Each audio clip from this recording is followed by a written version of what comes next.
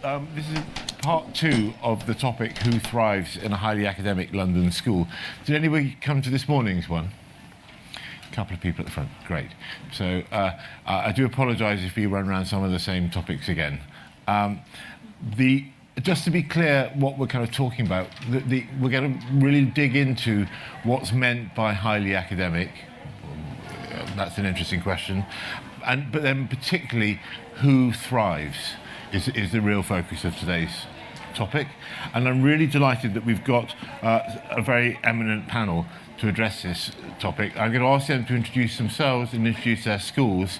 And I've asked them to kind of say a little bit about their schools as if you were all Martians and knew nothing about highly academic West London schools. So Giles, do you want to kick off? Well, thank you very much. Can you hear me at the back okay? Yes, wonderful. It's like a lesson all over again. So, very nice to meet you. My name's Giles Bennett. I'm currently one of the deputy heads at St Paul's Girls' School. It's an academically selective, independent day school in central London, just on the edge of the wonderful Brook Green. We educate girls between the ages of 11 and 18. Thank you. And David? I'm just wondering if we ought to close the door. Yeah. There we are. Sorry. That's much better. Good afternoon. My name's David Goodhew. I'm the head of Latymer Upper School, just down the road actually from Giles' school, also in West London on the River Thames. We are an academic selective day school. Unlike this panel, we are fully co-educational, 50% girls, 50% boys. And I think we'll say more about my school a bit later on. Great. So that gives you a basic framework. We've got 2 schools in Hammersmith, basically, aren't you? So we're dealing with quite a small kind of parochial topic in a way. But actually, I think what we're going to be discussing is relevant to a lot of the very academic schools in London. So even if you're not considering Hammersmith as your kind of like central point, hopefully some of what we talk about will be relevant. Let's start with your students, generally. Where do they come from? Like, how broad is your catchment? So, for us, the limitation really is time. It's not so much a geographical radius that we're operating with. Because of the nature of the school, and given just how jam-packed it can be in each day, it's typically unachievable for a student to be travelling more than an hour to get to our school. Because in a commute longer than that, we just find that actually they just don't have enough time in the day to achieve all of the things that they want to achieve. So if you were to start at Hammersmith and cast a public transport radius of 1 hour around us, that's broadly speaking where we would recommend. And does it sort of fade off after 45 minutes, or I mean? No, it's amazing. We are seeing, as ever, very strong numbers of applicants from outside of the London bubble. We get a few from Oxford, some from the Midlands and from the north of England, and an increasing number of international applicants as well. There is still a requirement, as it's a day school, that the students that are attending our school all live within a reasonable distance of the school. So if they're applying from an international setting, it's essential that we have clarification that they will be based in or around our vicinity at the time of attendance. And David, you're similar? So 90% of our families come from within a 3-mile radius of the school, and they reflect the diversity of London. I mean, the thing about London is you get these juxtapositions of very affluent areas and areas of disadvantage. And so, for example, in our school, currently over 1 in 5 pupils benefits from a means-tested bursary. The majority of those are free places. And I'm really excited to say that in September, 1 in 4 of the Year 7 pupils joining us will be there thanks to a bursary. And again, if you think about Hammersmith and Chiswick, that juxtaposition, White City Estate versus Devonshire Road, you've got the sort of London juxtapositions there. So we want to reflect the diversity of our local community. Okay, you brought me nicely onto the next topic, which was about diversity. Let's carve that up in every possible way you could in terms of how diverse your schools are. And it's a great question, because I know one of the other things you wanted to talk about were sort of common myths about the schools. Mm-hmm. And there's a great misunderstanding, for example, around neurodiversity. So we have a fantastic academic mentoring department. Over 10% of our pupils have a recognised neurodiversity. And that's something that we celebrate. And sometimes there's a confusion, and people imagine that a high-performing academic school isn't the kind of academic school that would open its arms to somebody who had any form of special educational need. And actually quite the reverse is true, and it's a complete misunderstanding to assume that because someone is mildly dyslexic doesn't mean they're intelligent or bright. Giles, how would you? Yeah, sure. So, much like's already been said, we represent the diversity of London across our student body. So we have a wide range of socioeconomic statuses represented, a large number of different ethnicities and ethnic backgrounds. But really what ties them all together is a mutual drive, a collective set of values, and a shared love of learning. So there is certainly an element of commonality across our student body. In terms of the bursaries, I think that those are some fantastic numbers and certainly something for all schools to aspire to. We are making good gains in that area. Currently we have 1 in 8, so 12.5% of our students are currently receiving some form of means-tested bursary, and we have aspirations in the next 4 or 5 years to raise that to 20%. Sorry, I would just come back in on the peer group point.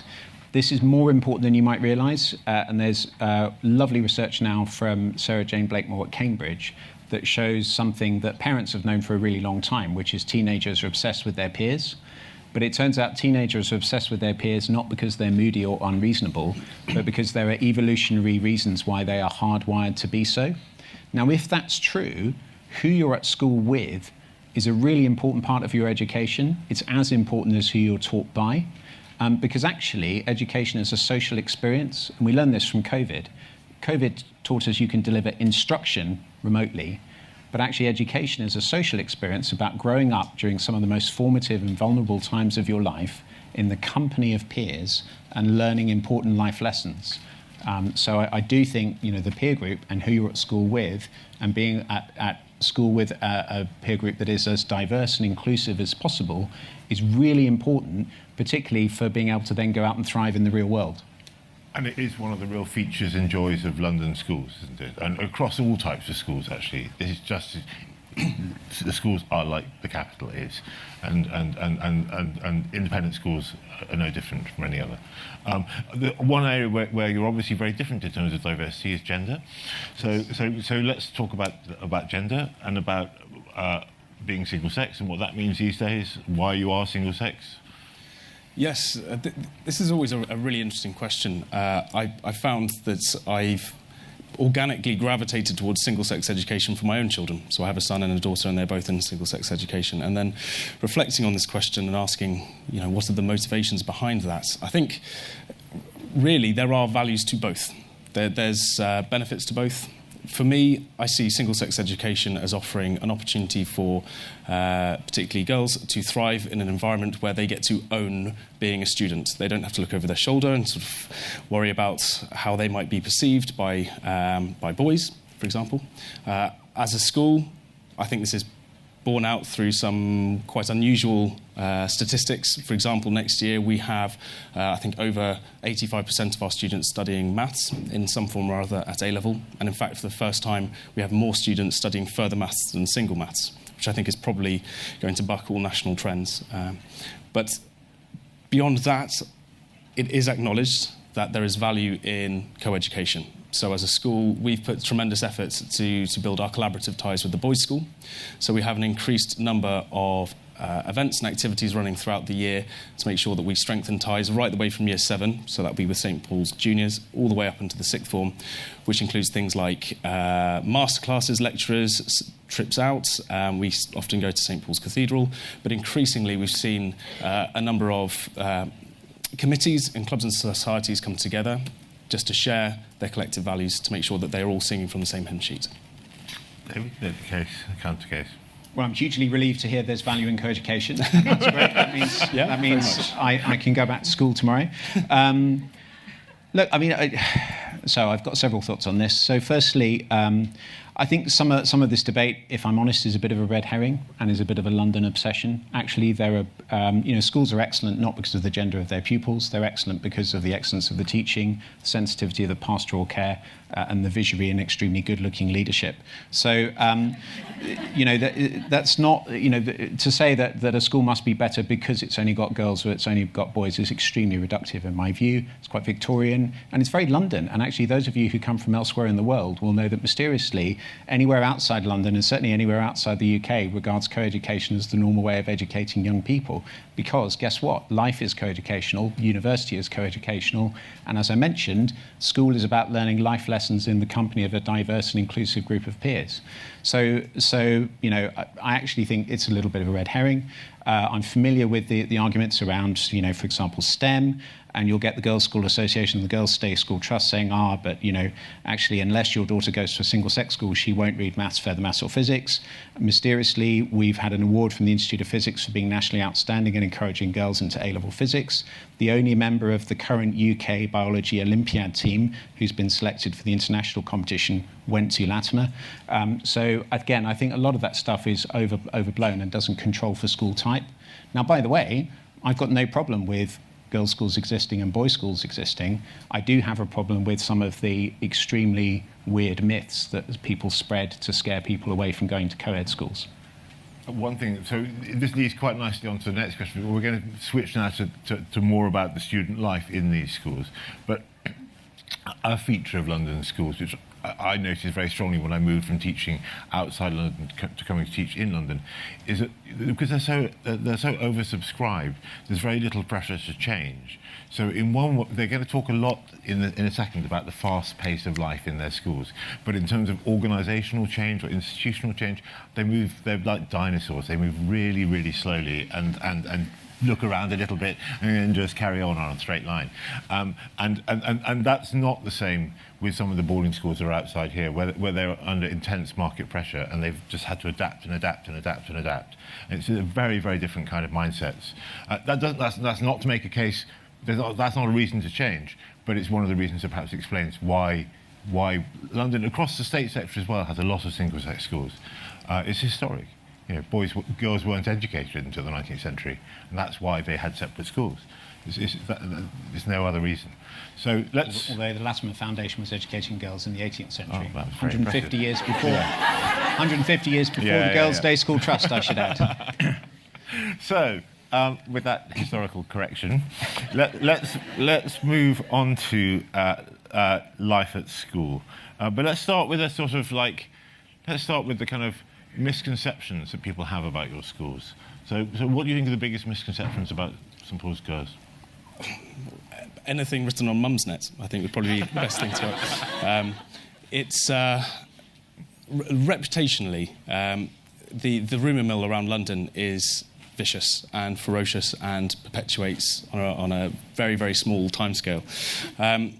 I think the biggest misconception is probably about St Paul's Girls is that it's an academic hothouse where pastoral care falls second place to academic drive, which I don't think could be further away from the truth. What I would say is I would recommend anybody that has an inkling that might be the case, I would encourage you to come and actually see the school firsthand, to arrange a visit, to meet our students, to understand exactly what it is that we do, where you'll see that our academics are just a byproduct of fostering a true love of learning, a supportive and inclusive environment where all students can actually just get really stuck into what they're interested in. Probably two, really, for me. So firstly, and I blame Tatler for this, is there anyone from Tatler in the audience? Good.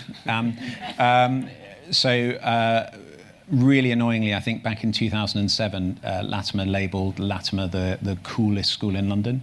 And that has been a millstone round our neck ever since, because actually it gives connotations of people being effortlessly outgoing, confident, maybe a bit too edgy, maybe a bit too fond of parties, and nothing could be further from the truth. And if you, again, as Giles said, if you come to the school, meet our students, there isn't a type. Actually, there are some people that are effortlessly cool and outgoing, mainly the head. But there are lots of people who are, quite shy, reserved, a bit of a dreamer, if I tell you, probably in our top 3, we do 150 clubs and activities per week. In the top 3 of those is board games club. That's not cool. My favourite interests are classical music and ancient Greek. That's not cool. So I think that is a big problem for us because it doesn't reflect, the whole wide variety of personality types in Latymer. And it was a student who summed it up really well once. She said, the thing is, to fit in at Latymer, you just need to be yourself. And by the way, respect other people's right to be themselves. So it's a much kinder, quieter, shyer school than people realise. I think in a way what David's also describing is a huge social change. So I think cool has become less cool, basically. That's my fault. Yeah, that teenagers were pretty nasty to each other a few generations ago, and they've got nicer, I think. It's one of the big changes. So what about pace? So far, a bit like this morning's panel, what you're doing, you're making the school sound absolutely lovely, really soft and cuddly and really gorgeous and suitable for almost anyone. But we know that they're not, and you select, and we're going to talk about that in a bit. So how fast-paced is it, and who is suited to the kind of pace, the pace of learning? It's intense, quite frankly. The doors open at 8 o'clock in the morning to sort of 800 girls flood in through the doors. It's a hive of activity, and then at 4:01, the place seems comparatively silent, and it's all getting ready for the next day. During those hours, it is, like I say, a hive of activity of purposeful processes. So it could be lessons, it could be music lessons, it could be drama performances. We run, similarly, just north of 100 clubs and societies across 2 periods over lunch. They also happen before school and after school. We have a wide number of different musical ensembles, choirs. So really, in terms of pace, that is one of our defining features for sure. And in fact, we are presented with a unique challenge, which is most of our students want to do too much because there's so much on offer and they are so keen and so enthusiastic that a large portion of our job, especially in the younger years when they're just that little bit keener and they haven't quite been able to develop the skills to manage their own time, is actually to calm them down, to actually engineer a bit of space for quiet personal reflection so they can actually develop the study skills and the sort of critical appraisal skills that they need to do to grow as a person so they don't get burnt out aged 11. I'm going to slightly just focus the question down a bit for David when you answer this. Because by pace, I meant something slightly different. There is obviously the pace of all the exciting activities and so on, but literally every independent school in the room is like that. There's a slightly different kind of pace, I think, in your schools, and what I mean is about the pace in the lessons and what you're expected to get done and how much homework and all that sort of stuff. Yeah, so I think what you're talking about is buzz. And, there's a buzz and an intellectual dynamism. And that comes from having a relatively narrow ability band at the top of the intake. Yeah. And, there's no getting around the fact that, and this will be true for St Paul's girls, we're incredibly oversubscribed at 11 plus. And, in a typical year, we're oversubscribed by 11 to 1. So the people who come in year 7 will be, seriously bright. And that means that lessons go pretty fast, they're pretty zippy, there are expectations about the extent to which you can work independently, there are expectations about the extent to which you have initiative and have a genuine love of learning for its own sake. If you're somebody who's going to want a lot of spoon feeding, then that could be tricky because you're going to have a class of people who are going to want to challenge, debate, go well beyond the syllabus, both in terms of around the syllabus and ahead of the syllabus. And that's one of the reasons we reformed our sixth form curriculum offering, and that's one of the reasons we're currently looking at reforming our middle school curriculum offering to make sure it's sort of fit for the really sort of buzzy, questioning, self-motivated pupils that we're blessed to have in the school. So I'm going to really just put some underlining under what David just said there, because I think there's some really key points. So, if you're talking about how to recognise whether your child is the right sort of person, sort of independence of learning is probably quite a key characteristic. Going beyond what's asked for is writing longer stories than perhaps the teacher expects, or reading longer books, or things like that go a bit beyond, or a lot beyond, what's expected. Now, that's quite a key characteristic, I think, of highly academic children and of students later on and so on. It's one way you could recognise in your own child that they might be suitable. If I can jump in on this, I think it's important to be really clear about what we mean by going beyond, because volume of work output can be treacherous, and it can be seen that if I just do more, that's going to be how I get a competitive edge, whatever that means, which I find an abhorrent phrase. It's quality. That is absolutely everything. So it's about, why are you making these decisions? How are you debating this particular topic with your peers and with your teachers, rather than I can write 16 pages longer than whoever sat next to me. Just to be clear, if I may. Yeah, no, absolutely. We're not. It isn't. Quantity is not the answer, definitely. Let's talk then about the sort of internal kind of dynamics. I mean, I told this story this morning, so I apologise to some of the audience. I went to an incredibly competitive pre-prep school in the countryside in Worcestershire, where we were given class orders every week on a Friday in front of the whole school. So literally, age 6, you were told you were second or third or 20th in the class in front of all your peers. And I assume you don't do that. I don't think anyone in their right mind would do that now. But academic kids, like sporting kids, can be competitive with each other. How do you keep a lid on that one? So I think you've got to be really careful about distinguishing between a fixed mindset and a growth mindset. And we did some really nice research with the Harvard Graduate School of Education a few years ago on this. And it's one of the reasons we don't have exams in Year 7. It's one of the reasons we use comment-only marking below Year 10. But actually, it's particularly to that point about, it's no use sort of comparing with your peers. What you're really wanting to do is saying, look, I'm here and I can always be better.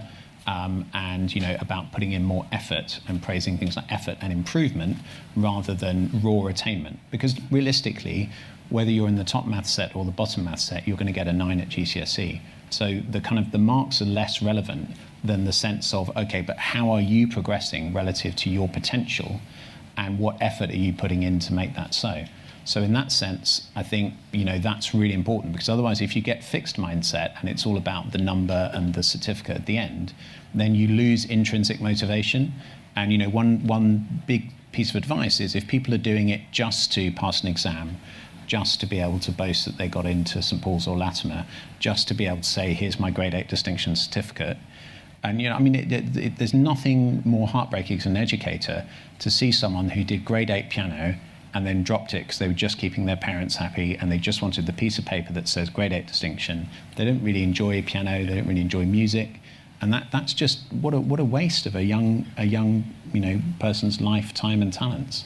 So, I think absolutely that point about academic competition. People are competitive, but you've got to sort of work really hard to refocus that away from trying to sort of score points off their peers and actually get them to score points off themselves in terms of continuous improvement. And that's, and the work we did with Harvard was really valuable around that. So let's spin a bit. Well, actually, before the last question about life at school, I'll throw it to you. What about when things go wrong? Like, when your students are doing naughty things or upset about things, or what's that like? Okay, so tackling the naughty things, I was lamenting this with my wife the other day, that I think my own behaviour management strategies are beginning to disappear, because it's just not really a thing. It's a true wonder to work in an environment where every day I am confronted by very interested, engaged, driven students who are just there to have a wonderful time at school and actually pursue their academics in an environment that supports that. So I wouldn't go as far to say that our students find these sort of low-level behavioural issues trivial, because certainly we still have them, just like any other school.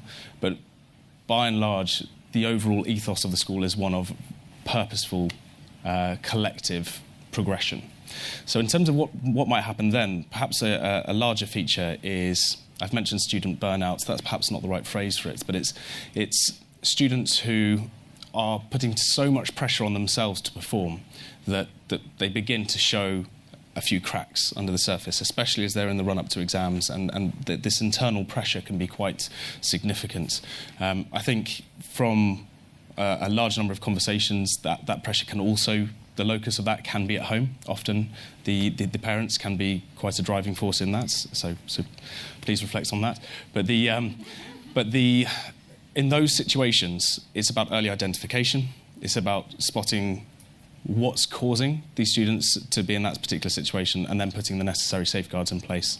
That's going to be different dependent on the student. But I think the important bit there is that as a school, that we are set up, and I think most of us will be set up in such a way that we identify that in a really timely fashion, so that by the time we are intervening and supporting that student in a way that really helps them out, it's not too late, that they can salvage this and actually enjoy the process of school as opposed to become some sort of GCSE or A-level educational casualty.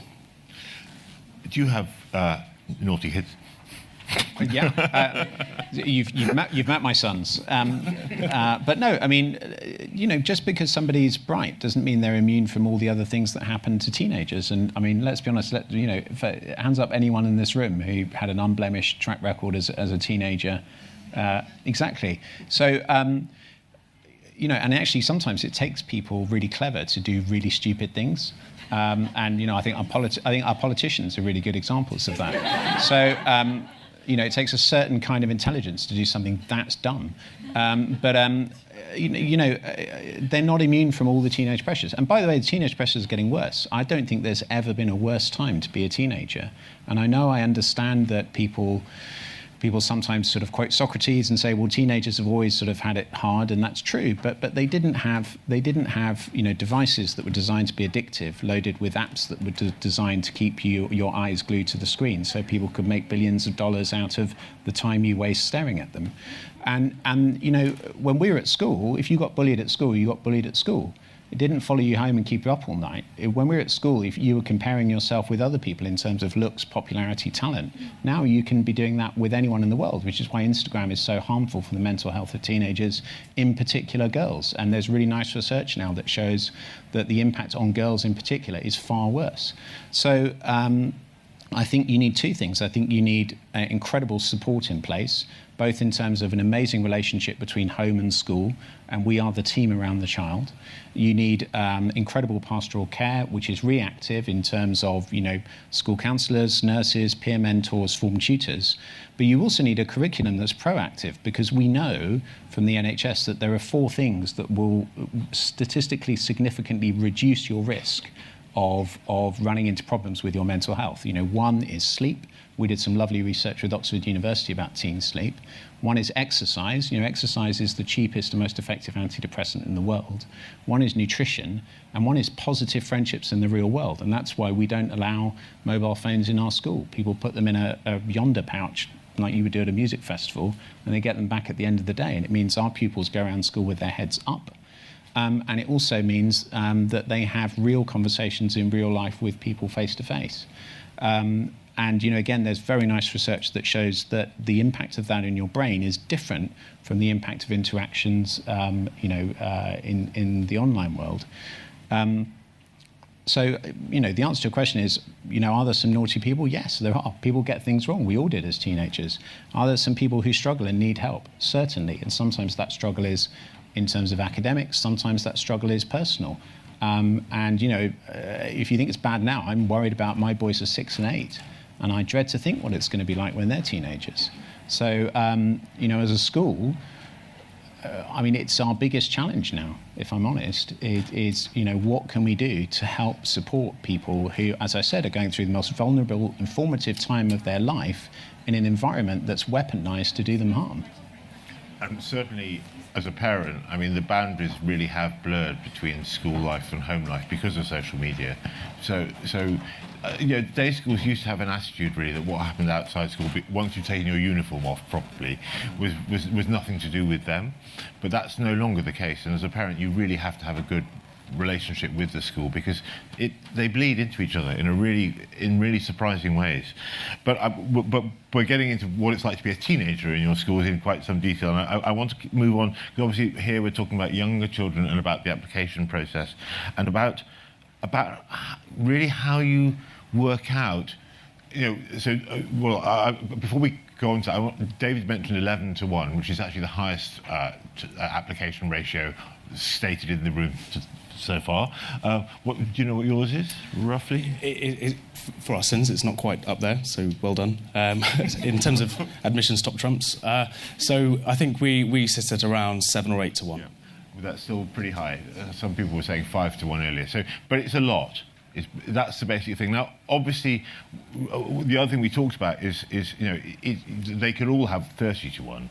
There's a lot of people who are interested in these schools, and there's a sort of, it's partly about the messaging. How many people decide that they should apply, and the various barriers that stop people applying, but also the correct barriers that parents think, well, no, this really isn't the right kind of school for us. And so one of the things that I thought we should talk about now is really like what kind of things you should be looking at in your child that will help you identify. We talked a little bit about that earlier, but perhaps we go into some more detail. So, you're a parent of how old are your children, right? So 6 and 8. Yeah, 6 and 8. So let's say, well, let's get a straw poll. So who's looking at their under 8-year-old at the moment and trying to think whether they suit this kind of school? Anyone? Okay, a few. Who's got a sort of 8 to 9-year-old?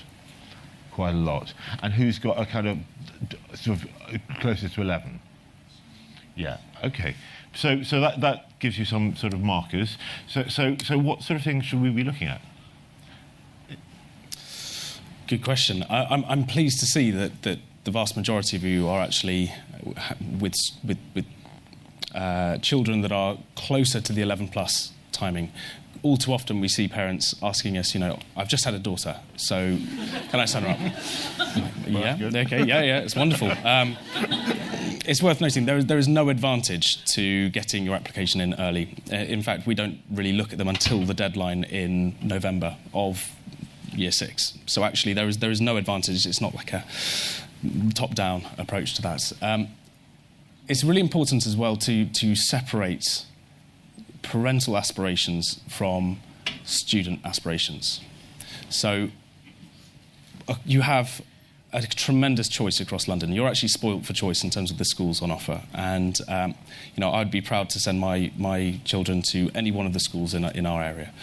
So in terms of trying to navigate that and pick the correct school for your child, it's about understanding their personalities, their aspirations, and what gives them that sort of fire in the belly. Because different schools will offer a subtle difference of emphasis in different areas of what aligns with their particular values. Now, all schools will share a very common set of values that you'll hear rinse and repeat throughout the day. So that's fine, and we'll take that as the baseline. So really, you're trying as parents to navigate the extra. So what are the collective values of this particular school in terms of day-to-day operation? The students and the peers with which my child will be spending the majority of their day. And so when you are making a significant investment into education, which is what this is, I would suggest that the best thing you can do is actually come and visit the school, as we've said before, but to meet the students. So the teachers are one thing, the facilities are another, obviously important considerations, but it's in the student body that is currently at the school where you will see the true culture borne out. And I would suggest you interact directly with them to get a good understanding of how that might align with your own child. I chaired a group for HMC and GSA looking at this, particularly around the 11 plus, because you don't need me to tell you that the majority of London is terrified of the 11 plus. It's probably one of the scariest things that happens, by the way, to parents. And all of the research we did shows parents rated their own anxiety as double their children's anxiety around this. And the reason I say that is we all start off as parents essentially wanting our children to be safe, happy, healthy. That's our kind of premise. But then at some point, two things happen. The first is we freak each other out, normally in the playground or at the school gates. And for example, we swear we'll never tutor, but we hear that everyone else is tutoring, and we think, well, if I don't tutor, then am I disadvantaging my child? And does that mean I'm a bad parent, and I should do this if everyone else is? So that's kind of point one. But point two is we kind of forget about that, wanting them to be happy and healthy and just generally okay, decent people, and we want them to be, in a particular sector, which means they have to go to this US college, which means they have to go to this secondary school, which means they have to go to this prep school. And you kind of start project managing them, and you sort of put in sort of little milestones for your project along the way, and kind of the child gets lost in all that. So I think actually the best advice is what we've been hearing, which is, look, start with the child. Your premise was what's right for them. And don't try and sort of approach it like a cookie cutter exercise. How can I make them right for St Paul's, or how can I make them right for Latymer? I'm going to really push you on this because I think we haven't been clear enough yet. What do you look at? When you're working out, you've got a sort of 8, 9-year-old, and they're not in your school, and you've perhaps gone to the school and you've met these very articulate, confident 15, 16, 17-year-olds. You're looking at your 8, 9-year-old. What are you looking? What do you look at? How they eat their lunch, or what you do is you measure the distance from their knee to their inner ankle, and if it's more than a certain amount, it means they will be an international CEO. But the reason I'm saying that is actually the other thing about children is they develop at different times. They really develop at different times. For example, if you've got anyone who's currently 5 or 6, which is my specialist subject, they were massively affected by COVID in ways that will only become clear in years to come. If you talk to any prep school, current year ones are, in a really different position to previous year ones and subsequent year ones, and it's because of COVID. So children are all individual. They develop at different times, at different rates, and I would worry about sort of something, sort of markers that as parents. I'm not asking about markers. I think there are things. Because again, we. But there are things, aren't there? But are there? Because otherwise, you get into the parent thing about my son started walking when he was 10, and that's when he was 10 months, and my son wasn't walking because he was reading War and Peace, and that's my worry is once you start saying, look for this, do they lift their finger when they use their fork, then that's a worry. It's very reductive. It is. And actually, I think the starting point is exactly what Giles said, which is about starting with them, what's going to help them to be happy, fulfilled, and it's about are they independent, are they curious, do they enjoy learning stuff for its own sake. Those are some of the things that might suggest that they would thrive in a highly academic school. But we are deliberately vague because otherwise I just worry because people will monetize it. True. Okay, let's spin it round. School reports are quite helpful, aren't they? And talking to your child's teachers. For sure. And again, this is where the 11 plus anxiety doesn't help, because what happens is your school will give you amazing advice, and then you will worry that advice isn't right because parents have told you something different, and you think, well, they told me to apply to 3 schools, but I'm going to play safe and do 9. And the burden of that on children is phenomenal. And the only reason our schools are so subscribed, lots of the people don't want to come to our school. But everyone is sort of having their sort of backup choice and their super backup choice, and then their redundancy backup choice, and then the kind of the cloud site backup choice. So what that means is that actually, we've all got ridiculous numbers of people applying, most of whom never want to come to us anyway. We're not their first choice, and they're not going to come. But everyone gets spooked by that, and they stop listening to the people who know your child the best, which is their class teacher.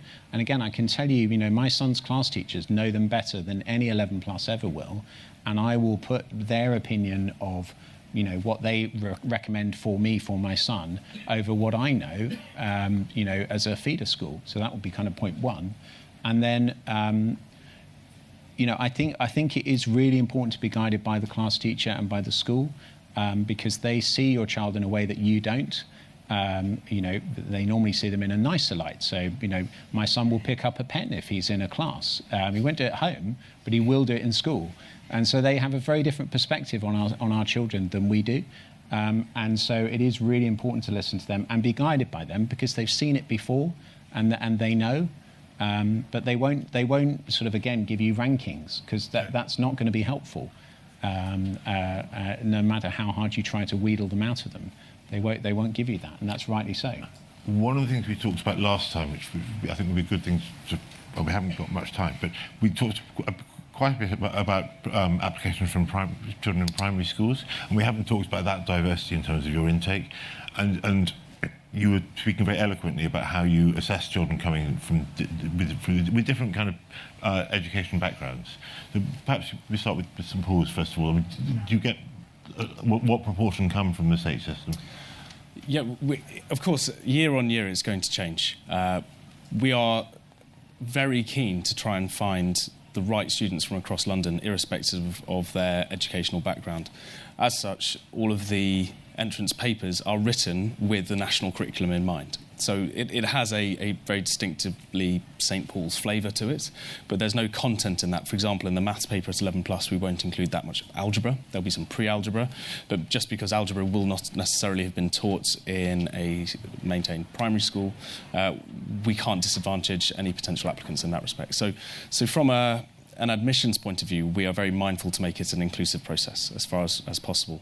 In terms of trying to raise awareness of the school, that is ultimately our job currently, something that we've identified as an opportunity to make sure that schools are aware that we exist, that there is financial support available should that be necessary, but also to try and dispel some of the myths that we were speaking about before, where it's beyond the aspirations of mere mortals. It's absolutely not the case in the slightest. So it's about trying to make sure that schools really understand that we are friendly and that our doors are wide open. In terms of actual proportions, it varies, but potentially around 35% state versus prep schools. But that's certainly something that we are actively looking at, trying to address, to make sure that at our applicant stage that is as close to 50-50 as possible. So 50% of our applications come from primary schools, and in a normal year, 40 to 50% of our successful candidates come from primary schools. I think we've always got to be careful about using school type as a proxy for disadvantage. You know, there are some very disadvantaged primary schools who haven't had a maths teacher for 4 years because they're in special measures. There are some incredibly leafy primary schools where most of the parents will be employing, very similar tutors. So, again, just need to be careful about school type as a proxy for diversity, just as we would get cross with any universities that did that to us. However, some things we've done to level the playing field. When I arrived, we got rid of the VR and MVR tests, partly because our research showed they didn't tell us anything, and also it was another exam and it was expensive, and also people who go to primary schools don't do VR and MVR. So we just do normal English, normal maths. We've adapted our interview process, so there is a conversation with the teacher, but actually now we've replaced the sort of formal interview with some lessons. Because actually, again, if you're a 10 or 11-year-old, what are you used to going to school to do? Being in lessons, and actually seeing people in lessons is remarkably helpful for working out what they might be like with you next year. So we are keen to level the playing field, but typically about 50% of our people come from the primary sector anyway. We've probably just got time for one or two questions from the floor. So, the hand straight up. Are you speaking Oscars, David? Hi. You mentioned that the school teacher is the best person that knows, but if you go to a state school, you don't really get that feedback. I wondered if you had any... So it depends which state school. I mean, again, St Paul's have really great partnership links with a number of state schools, as do we. So, the Year 5 teachers, the Year 6 teachers know us very well. If, the state school that your child is at, when you speak to them, they say, don't know, then that's fine. Get them to give us a ring. Because we're really happy to help and advise. But I think, both, St Paul's have really good links with lots of local primary schools. We both work in something called the West London Partnership, which is a partnership between independent and state sector. We partner with 2,500 local children in over 200 local schools every year. So if your primary school teacher doesn't know anything about it, then feel free to put them in touch with us, or indeed get in touch with us directly. Thank you. So first of all, your days sound quite intense. What are your expectations in terms of homework on evenings and weekends? And second, what is your view on tutoring? Oh, goodness. Okay. I'll start with the final one first. It's undeniable that tutoring exists, and it's certainly a feature of many conversations around admissions time. My educational desire and dream, and I think it aligns with our school, is that tutoring would not be necessary. I think it doesn't provide a suitable proxy for independent work and independent thoughts, and it can often be seen as a way of supporting a student through homework activities, and that must be better. But actually, quite often, if you allow a child to have that time to either become bored or to actually face that challenge themselves, they can come up with some really exciting strategies for solving it. So from my point of view, I think tutoring, in some cases, it has a place, but I do not think it's some sort of panacea across education. I don't know, David, if you have a thought on tutoring.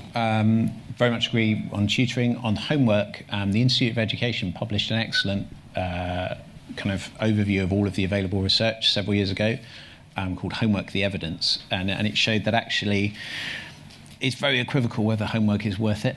And so certainly for us, we'd set minimal homework, so about 40 minutes a night in year 7 and 8, not at weekends, certainly not over school holidays, and then it sort of gets a little bit more in the middle school. By the sixth form, we expect people to be doing 3 hours of independent study a week per subject, but that's because we're trying to prepare them for university. But actually, interestingly, homework for homework's sake is a complete waste of everybody's time and a cause of major stress in families and homes around the country. Particularly volcano homeworks. Yeah, I bet that surprised a few people. I mean, this is one of the things that I think that is really interesting about the highly academic schools are often quite surprising. They think about things, why they do things, and so you definitely need to go and look. And if you haven't been, and you're thinking, if you're thinking about this kind of school for your child, you want to go and look at a good variety of them as well, because they're also very different, and they come to different conclusions about things. Probably have we got time? We'll do one more. Yeah, right. Sorry. Yep. So I just wanted to take your view on sort of the relationship with the prep school in terms of the assessments. So I'm looking at some schools that my son's school doesn't currently send pupils to, nor I think has a particular relationship with. And I just wondered what your view would be if somebody applied that you hadn't, had the experience of having pupils from that school or had a relationship with. Is that something that puts you at a disadvantage, or just happy to sort of receive applications from different, school students? Yeah, it definitely doesn't put you at a disadvantage at all. Most people who come to us are one of only 1 or 2 people who come from their school, and some years you get none from a particular school, other years several. And again, it's analogous to when our students apply to university, and parents have this touching thought that if it's a no from Oxford or Cambridge, somehow we'll pick up the phone and they'll change their mind, because they'll say, oh yeah, Goodhew, yeah, okay, fine. And actually, nothing could be further from the truth. The world doesn't work that way. So again, I think if your prep school doesn't typically send people to us, that isn't going to disadvantage you at all. If your prep school wants to get to know us better, both schools run lots of events for prep heads to get to know us. We're really keen we think everybody benefits if we've got good links with feeder schools, and we're always looking to expand our feeder schools. But just because your child might be the first person from their school to come to us, great.